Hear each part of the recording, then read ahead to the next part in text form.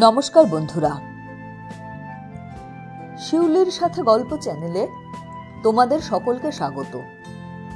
আজকে আমরা শুনব বাণী বসুর লেখা ছোট গল্প সৈরিনী। গল্পটি শুরু করার আগে বলি, যদি গল্পটি শুনে তোমাদের ভালো লাগে অবশ্যই একটা লাইক দিও, কমেন্টস করে জানিও, আর চ্যানেলটা যদি এখনো সাবস্ক্রাইব করা না হয়ে থাকে অবশ্যই সাবস্ক্রাইব করে দিও। শুরু করছি বাণী বসুর ছোট গল্প সৈরিনী। থলে দুটো দাও, বাজারে যাব। একটু কুচো চিংড়ি এনো আর পেঁয়াজ কলি, কলি কিন্তু শাক নয়। সাদা পাঁপড় দেখো তো। লিস্ট করো। ফরমাইশগুলো এলোমেলো ছুঁড়ে মারলে হবে না। লিস্ট করার কি আর আমার সময় আছে? জিনিসগুলো তো রিলেটেড, মনে রাখতে অসুবিধে কি? তক্ক করো না, তক্ক ভালো লাগে না সাত সকালে। মেয়ে মানুষ মানেই তক্ক। কথা শুনলে মনে হয় কথা কইছে কোনো উপমন্যু নয়, নির্জলা এক উপিন। উপেন্দ্রনাথ দেবশর্মা টর্মা এক্ষুনি শরৎচন্দ্রের চরিত্রদের গলায় বলে উঠবে, তোমার ছোঁয়া খাবার খেতে আজ আমার ঘৃণা বোধ হচ্ছে। শরৎচন্দ্রের ডায়লগ মনে করতে রিনার হাসিই পেয়ে গেল। ডাল ধুতে ধুতে সে ফিক করে হেসে ফেলল। শরৎচন্দ্র পড়তে দেখলেই মা রাগ করত, বলতো অন্য কিচ্ছু না, গুছিয়ে ঝগড়া করতে শিখবি, আমার ওপরেই শিক্ষাটা ফলাবি সবার আগে। দাদা বলতো, শুধু ঝগড়া নয়, প্রেমালাপ করতেও শিখবে মা, বেশ গুছিয়ে প্রেমালাপ। দেবদা, নদীতে কত জল, অত জলেও কি আমার কলঙ্ক চাপা পড়বে না? তোরই তো কণ্ঠস্থ মুখস্থ দেখছি, রিনা ঠাট্টা করত। কিন্তু না, শরৎচন্দ্রের প্রেমালাপ রসালাপ নয়। উপিন প্রমুখদের বুড়োটে সেকেলেমিতেই উপমন্যু সবাইকে টেক্কা দেবে মনে হয়। আর কি নিরস! টাকা আনা পাই, কিলোমিটার লিটার ছাড়া কিচ্ছু বোঝে না, কিচ্ছু না। ধরো বন্ধুর বিয়েতে ভালো করে সাজলো রিনা, একটা নতুন তাঞ্চই শাড়ি, গয়না, প্রসাধন, আয়নার নিজেকে দেখতেও দারুণ লাগলো। কেমন লাগছে গো? উপমন্যুর গা ঘেঁষে দাঁড়িয়ে লজ্জা মুখ করে অতঃপর জিজ্ঞাসা। উত্তর হলো, ন্যাকামি রাখো, তাড়াতাড়ি নাও। ন্যাকামি, ঢং, এই কথাগুলো যেন শুধু রিনাকে নয়, রিনার আত্মাকেও অপমান করে। ভেতরটা কুঁকড়ে যায়। মনে হয় সে নিজেকে যা ভাবছে তা সে নয়। সে যত দূর সম্ভব অকিঞ্চিৎকর, তুচ্ছ। আর উপমন্যুও তার জানা বোঝা মানুষ নয়, সে অন্য, একেবারে অন্য। ভয় ভয় চোখে সে চারদিকে তাকিয়ে দেখে। ওই তো খাটের ওপর জয়পুরি বেড কভার বিছানো। ভেবেছিল ওটা তাদেরই খাট, কিন্তু তা বোধহয় নয়। ও আর কারো খাট, ওখানে অন্য কেউ শোয়।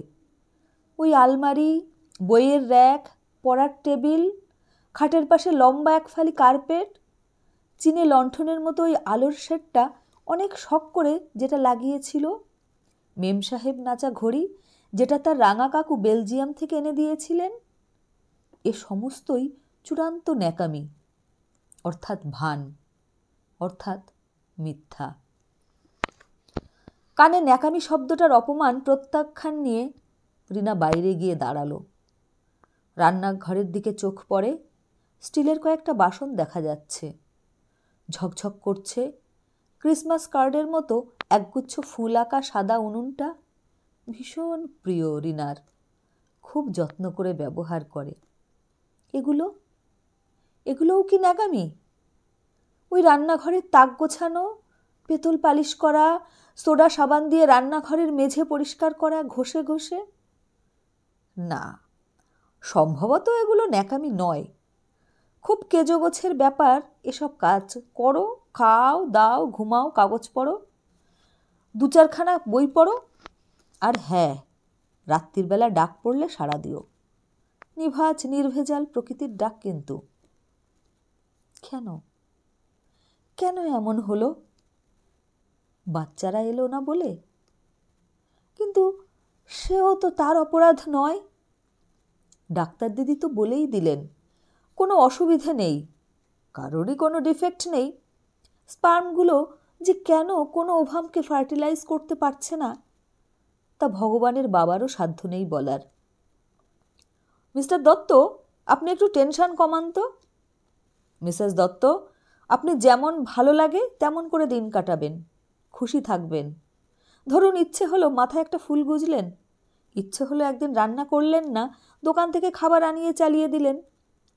অনেক সময় বড্ড গতানুগতিকতার মধ্যে বাধা পড়ে যান আপনারা। Please let yourself go, it can make a great difference. তা নয়তো আমি ডাক্তার হয়েও শনাক্ত করতে পারছি না ভাই আপনাদের স্টেরিলিটির কারণটা। ডাক্তার দিদি পারেননি, কিন্তু রিনা বোধহয় পারে।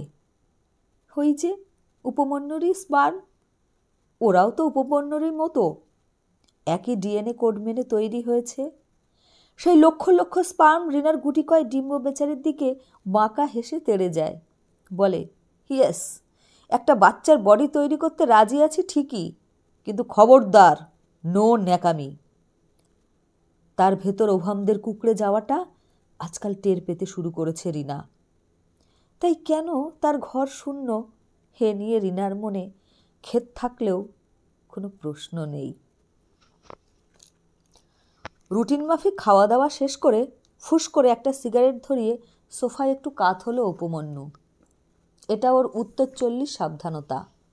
ডাক্তারের পরামর্শ অক্ষরে অক্ষরে মেনে চলে। সিগারেট আর মধ্যেও বারণ, সে বারণটা অবশ্য শোনে না। এইবারে চানে ঢুকবে রিনা। চুল খুলতে খুলতে আর চোখে দেখল উপমন্যু উঠে পড়েছে। যাক, এইবার বেরোবে, বেরিয়ে যাবে। আহ, বেরিয়ে যাচ্ছে। মস্ত বড় একটা স্বস্তির নিঃশ্বাস ফেলে রিনা উপমন্যুর পরিত্যক্ত সোফাটায় বসে পড়ল।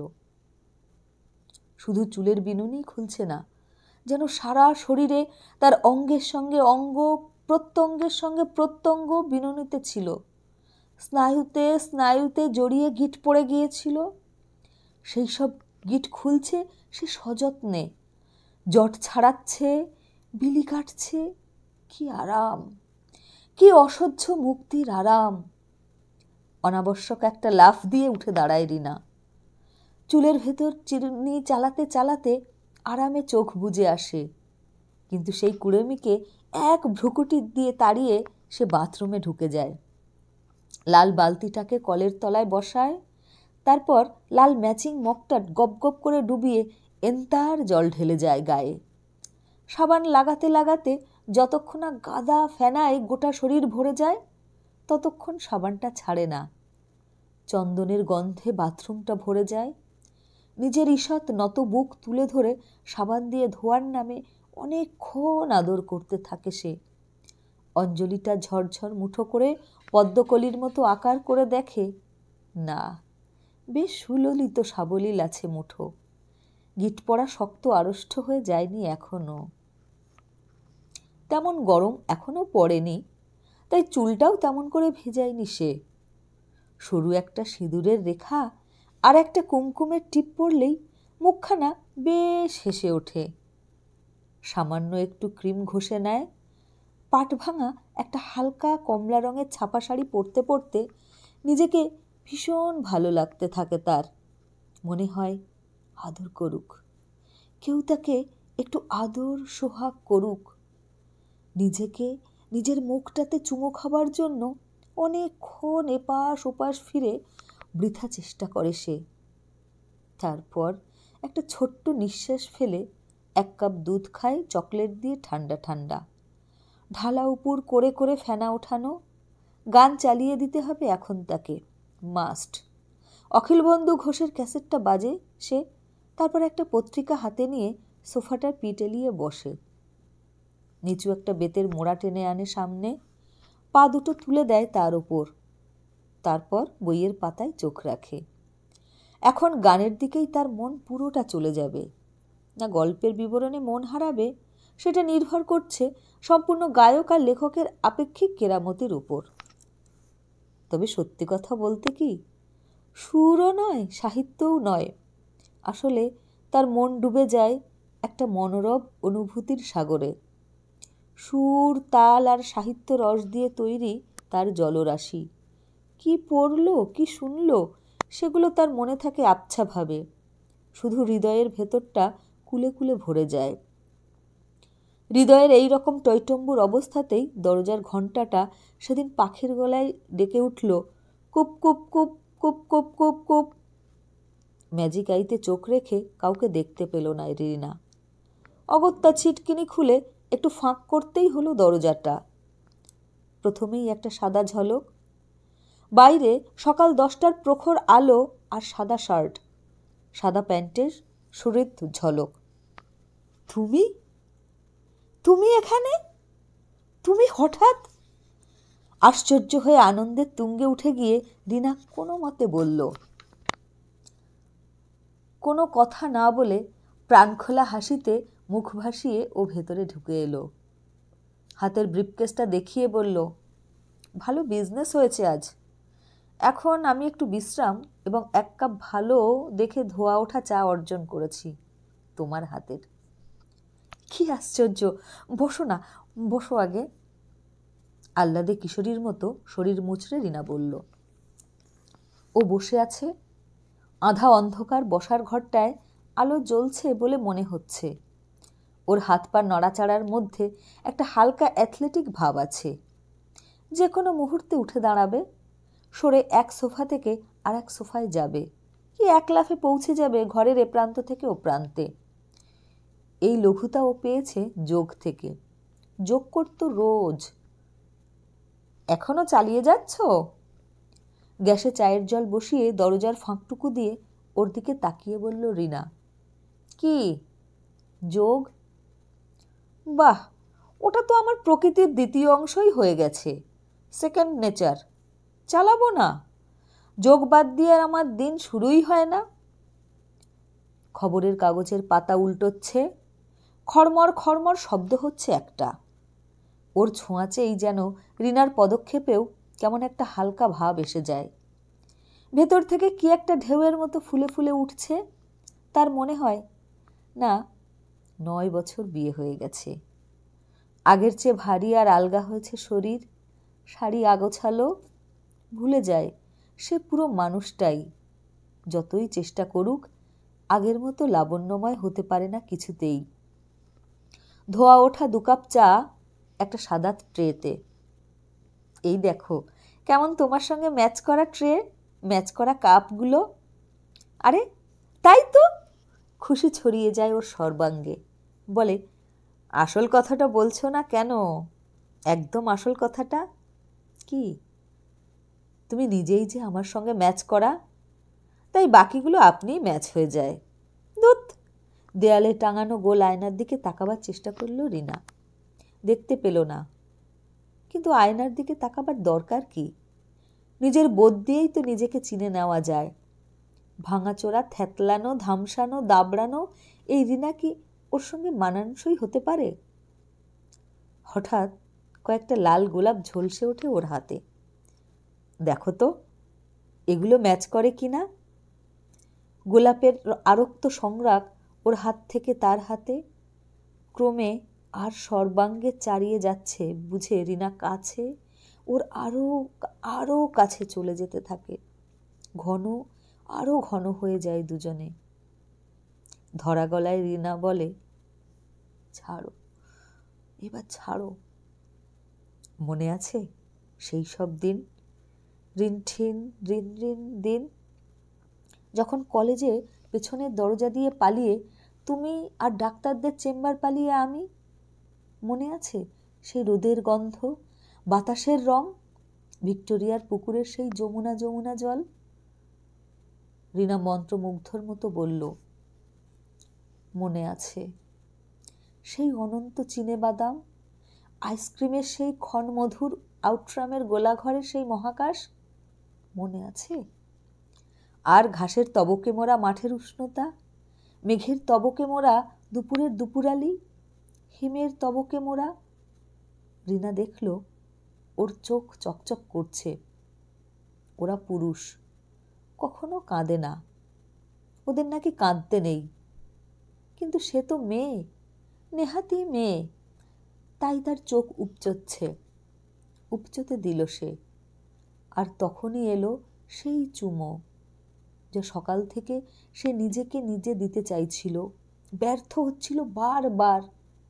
জলের ফোঁটাগুলো গাল বেয়ে নেমে এসে ঠিক যেখান থেকে গালের কিনার বেয়ে শূন্যে ঝাঁপিয়ে পড়ে, সেই কিনারা, এই কিনার থেকে ও কিনারা, চোখের পাতায়, কানের লতিতে, তারপর তারপর ঠোঁটের কল থেকে মুখের গভীরে ক্রমশ প্রবিষ্ট হয়ে যেতে থাকে, ক্রমশই।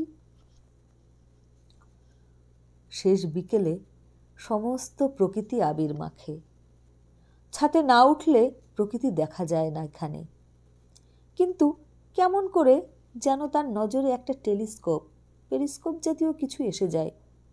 সে দেখতে পায় ওপরে এবং নিচে সব। গোটা পরিপার্শ্বই যদি হোলির রঙ্গভূমি হয়ে যায় তো না দেখে উপায়। আসলে প্রেমই আমাদের দিয়ে যায় এক ধরনের সুস্বাস্থ্য, যাতে করে শরীরটা থাকে সতর্ক, সবসময় চনমনে। প্রেম আরও দেয় এক অদ্ভুত অভিনিবেশ। গোটা পৃথিবীর অন্তর্নিহিত খেলাটা পরিষ্কার বোঝা যায়। কেন? হঠাৎ যেন একটা শক্ত পাটিগণিতের অঙ্ক সোজা হয়ে গেল।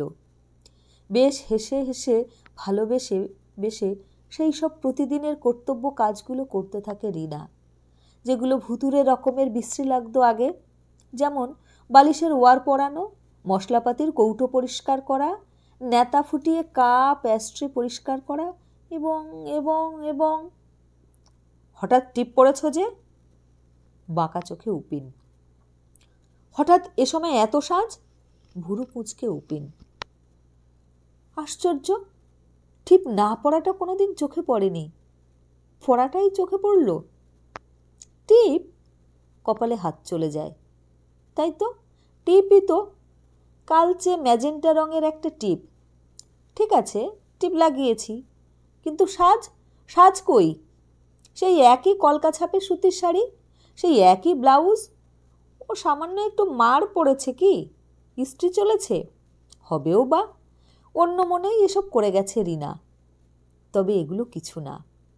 আসলে ভালো লাগার রং লেগেছে গায়ে হোলির সন্ধেবেলার আবিরের মতো। খুশির প্রসাধনীতে মুখ হাতের চামড়া মসৃণ হয়ে উঠেছে।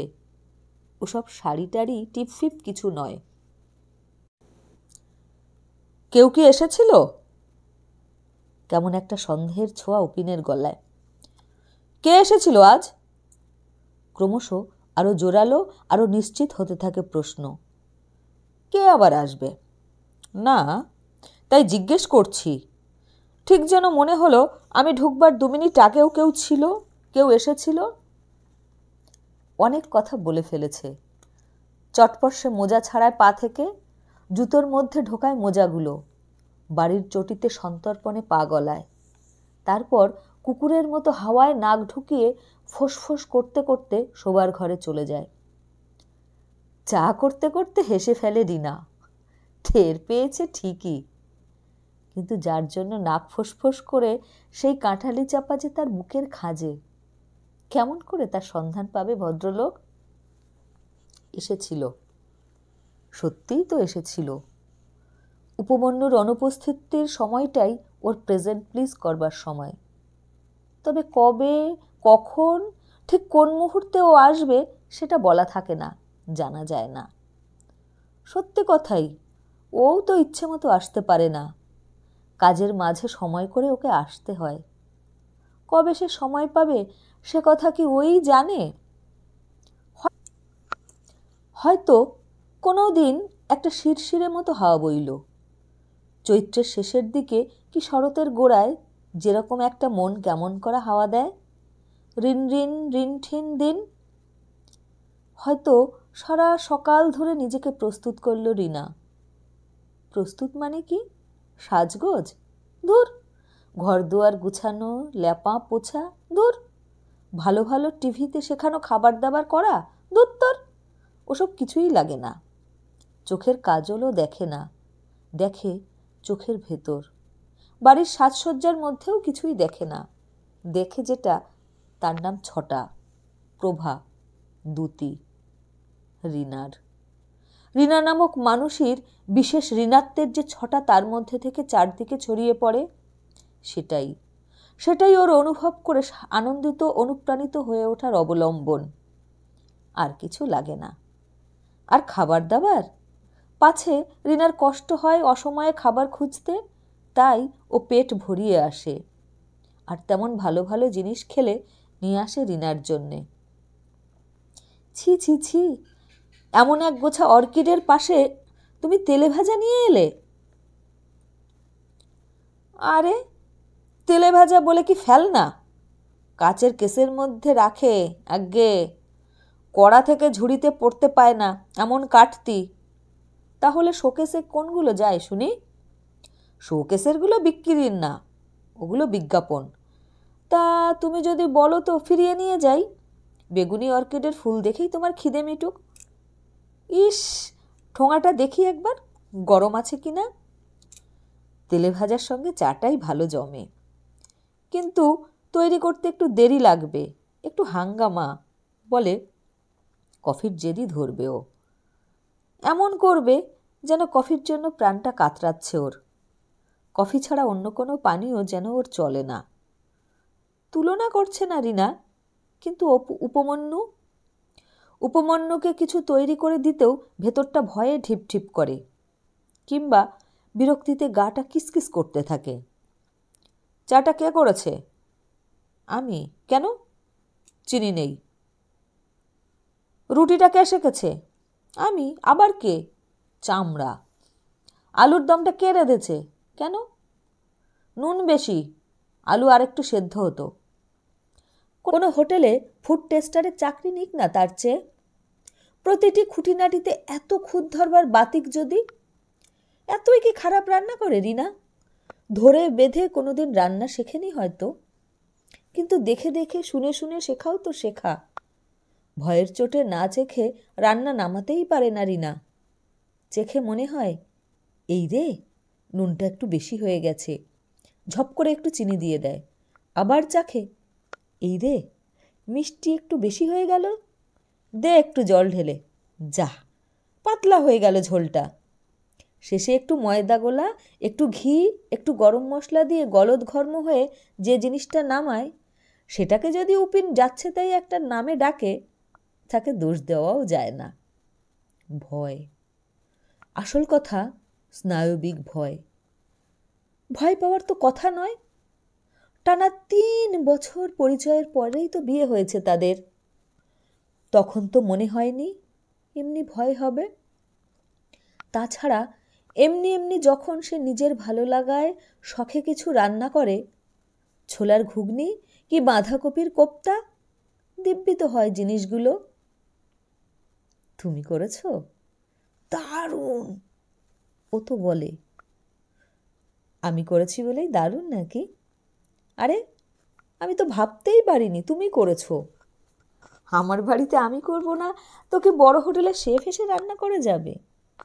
তা কেন, ওই সব হারুর মা নাড়ুর মা থাকে না, ভাবলাম হয়তো তেমনই কেউ। তা সে যেই করুক, ফ্যান্টাস্টিক হয়েছে। আর একটা দেখি। আর একটা করতে করতে দুজনে মিলে সব সাবার।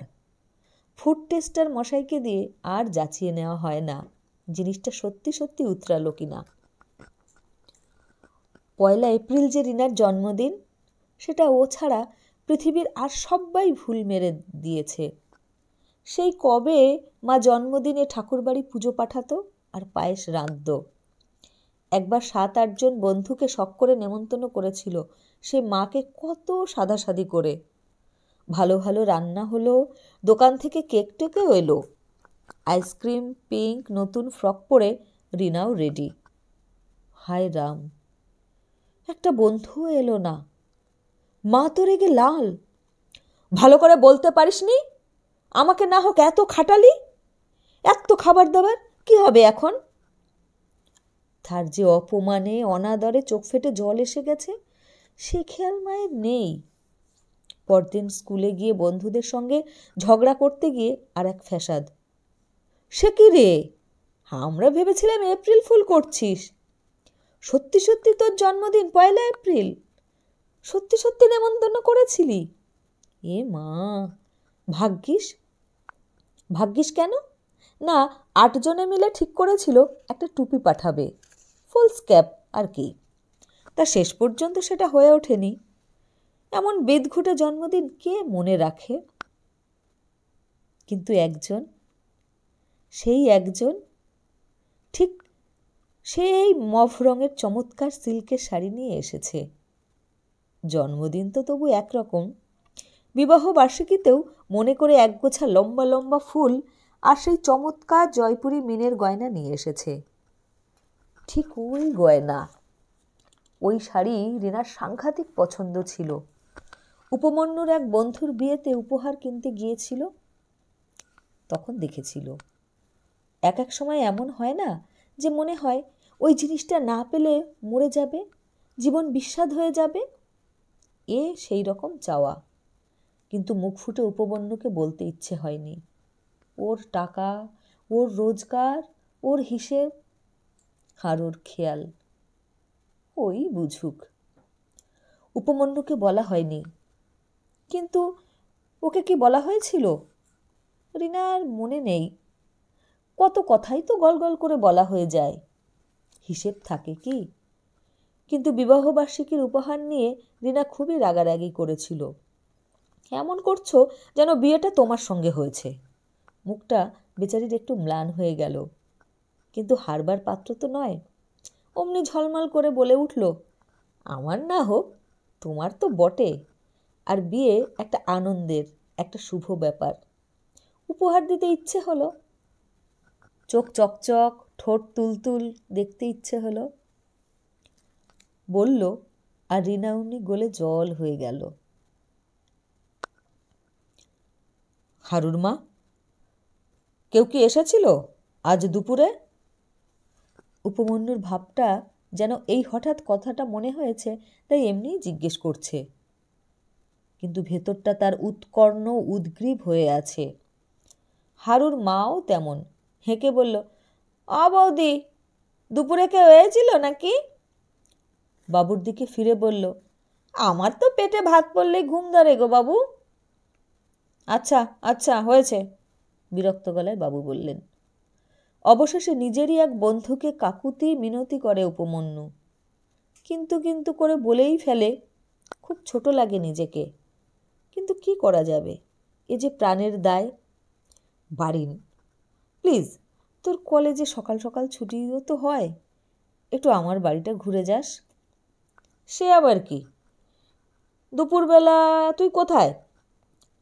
আমি নাই থাকলাম, ও তো থাকে। ওকে, তোর স্ত্রী রিনা? হ্যাঁ। তা আমি হঠাৎ তোর অনুপস্থিতিতে তোর শ্রীমতীর কাছে যেতে যাব কেন? আচ্ছা পাগল তো। না, মানে এই অনেকক্ষণ একা থাকে তো, বুঝতে পারছিস, একেবারে যুবতী মেয়ে, একলা পাহারা দিতে পাঠাচ্ছিস, বলতে পারিস। ব্যাপারটা ঠিক কী বলতো? না, মানে আজকাল কেমন কেমন লাগে ওকে, যেন মনে হয় ওর লাইফে অন্য কেউ, মানে অন্য কারো প্রবেশ ঘটেছে। তাই বলো? টিকটিকি লাগাচ্ছ আমাকে, তারপরে আমাকেই সন্দেহ শুরু করবে। মাপ করতে হলো ভাই, এসব গোলমেলে ব্যাপারে আমি নেই। তাছাড়া রিনাই বা কী মনে করবে তোর অ্যাবসেন্সে গেলে? কথাটা সত্যি। তবু বন্ধুর পীড়াপিড়িতে রাজি হয়ে যায় বারিন। ভর দুপুরবেলা রিনার বেল বেজে ওঠে, কুপ কুপ কুপ কুপ। খুলে, হারে আপনি, কি ব্যাপার? আলু থালু রিনা বলে ওঠে, আর বলবেন না, সাংঘাতিক জ্যাম। 1 ঘন্টা বাসে বসে বসে তিতিবিরক্ত হয়ে ঘেমে নিয়ে নেমে পড়লাম। কোথায় একটু যে কাটিয়ে যাই ভাবতে ভাবতে উপমন্যুর কথা মনে পড়ল। প্রচণ্ড তেষ্টা পেয়েছে, কিন্তু 1 গ্লাস ঠান্ডা জল খাওয়াবেন? কি আশ্চর্য, বসুন বসুন, পাখা চালিয়ে দেয় রিনা।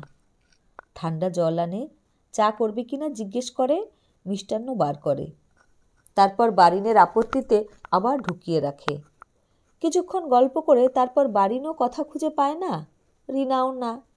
বারিন বলে, দেখি জ্যামটা ছাড়লো কি না। না রে উপমন্যু, ঠিক দুপুরবেলা গেলাম, এক্কেবারে the time for the arrival of পরকিয়া। তো 1.25 ঘন্টা ছিলাম, কেউ এলো না তো।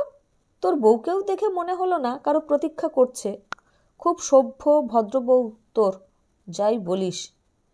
বন্ধুর প্রশংসায় খুশিও হয় উপমন্যু, আবার কোথায় যেন একটু আহতও হয়। বলে, এ উপকারটা কর প্লিজ, আর একটু লেগে থাক। আর একবার গেলে কিন্তু আমার সম্পর্কে খুব খারাপ কিছু ভাববে। রিনা কিন্তু কিছুই ভাবল না, কারণ বারিনের বেচারি অপ্রস্তুত বিরস মুখখানা দেখেই বোঝা যাচ্ছিল যে উপরোধে ঢেকি গিলছে, খুবই অস্বস্তিতে আছে। আজকেও জ্যাম তো, রিনা হাসি মুখে বলল, অর্থাৎ ছুতোটা ওই জুগিয়ে দিল। অসুবিধায় পড়লে চলে আসবেন বই কি। জল এলো, শরবত এলো, বিকেল গড়াতে চা এলো, সঙ্গে ডালমুট, রসগোল্লা, সয়াবিনের ঘুগনি। তৃতীয় দিন জল শরবত এসব সরবরাহ করে রিনা বলল, আপনার জন্য কতগুলো পত্রিকা এনেছি, যদি আমি ভেতরে একটু বিশ্রাম করি গিয়ে কিছু মনে করবেন। সে হাতের পাতা দিয়ে একটা হাই আড়াল করল। চতুর্থ দিন হাজার কাকুতি মিনতি করেও উপমন্যু বারিনকে আর পাঠাতে পারল না। তবু তো সন্ধেবেলায় বাড়ি ফিরে বারিন বিষয়ে রিনার মন্তব্যগুলো শোনায়নি। আজ দুপুরে হঠাৎ তোমার বন্ধু বারিনবাবু এসেছিলেন, নাকি ট্রাফিক জ্যামে আটকে হাত ধরছিল। একটু চুপ, তারপরে, তাই ভদ্রলোক আমাদের বসার ঘরটা জ্যাম করে দিয়ে গেলেন, হাঁফও ধরালেন ফাও হিসেবে। কেন, তোমার কি কেউ আসার ছিল? উপমন্যুর ধারালো প্রশ্ন। হাসবার আর কে থাকবে ভুবন ছাড়া? তা ভুবন তো আর বসবার ঘরে বসে না, বসে কলতলায় বাসনের পাঁজা নিয়ে। আজ না তোমার বারিন বন্ধু আবার এসেছিলেন, অনেকক্ষণ গল্প হলো জানো। তুমি ওর থেকে নাকি অঙ্ক টুকেছিলে স্কুলে পড়তে। এ মা, তুমি টুকলি? উফ, আবার বারিন, বুঝলে। তোমার বন্ধুর কি আমাকে মনে ধরল নাকি বলো তো? নিজে ঘরে বউ আনলেই তো পারেন, পরের বউয়ের কাছে ঘুর কেন? ছি ছি, বারিন আমার ছোটবেলার বন্ধু, তা জানো। ছোট্টবেলার বন্ধুরাই বন্ধুদের বউ নিয়ে বেশি হ্যাংলামি করে। ইস, নিজেকে ভাবো কি? কি আবার ভাববো, আমি যা তাই, স্রেফ একজন পরের বউ।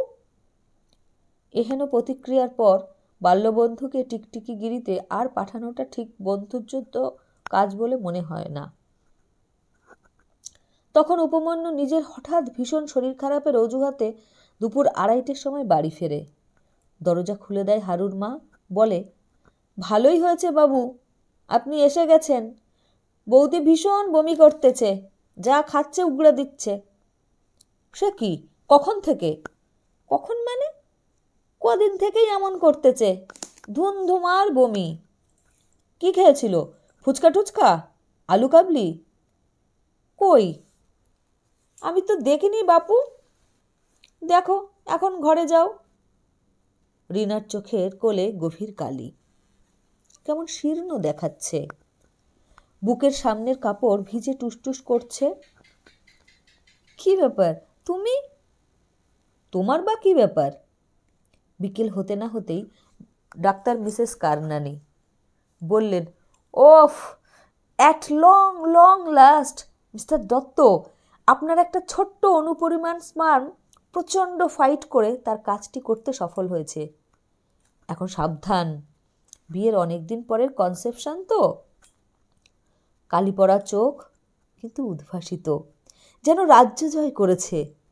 উপমন্যু আড়ে আড়ে দেখা তার বুকের ভেতরের পাথরগুলোকে ডিনামাইট বিস্ফোরণে উড়িয়ে দেওয়া দরকার, কিন্তু সে পারছে না, কিছুতেই পারছে না। অবশেষে যথাসময়ে একটি সুস্থ সবল 8 পাউন্ডের পুত্র সন্তান প্রসব করে রিনা। কোনো জটিলতা নেই, খুব সহজ নির্গমন। আজকাল চট করে এমনটা দেখাই যায় না, বিশেষ করে এত পরের জাতক। বাচ্চাটার কান্নাটাও অদ্ভুত, যেন কাঁদছে না, গমক দিয়ে হাসছে। উপমন্যু যখন শোনে তার পত্নীর প্রসবক্লান্তি কেটে গেছে, তখন সে কেবিনে যায়। অস্বস্তিতে নাড়াচাড়া করে উপহারের রজনীগন্ধা। তারপর নিচু হয়ে স্ত্রীর চোখে অন্তর্ভেদী দৃষ্টি রাখে। কঠিন অনম্য স্বরে এতদিনের পুষে রাখা প্রশ্নটি করে, কে বাবা? বাচ্চাটার? চমকে ওঠে রিনা, কিন্তু পরেক্ষণেই সরিয়ে নেয় শিশুটির জাতবস্ত্রের ঘোমটা, আর সঙ্গে সঙ্গে স্বামীর চোখে লাফিয়ে ওঠে নির্ভুল প্রতিবিম্ব, তার নিজের। জিজ্ঞাসা মুছে যাওয়া, বোকা বনে যাওয়া সেই মুখের দিকে ক্লান্ত চোখে তাকায় রিনা, ফুপিয়ে উঠে বলে, কে আর? এক মিথ্যে মিথ্যে মিথ্যে উপমন্যু। এমন করে বলে যেন একই সঙ্গে তার পুত্রলাভ ও পতিবিয়োগ হল। নমস্কার।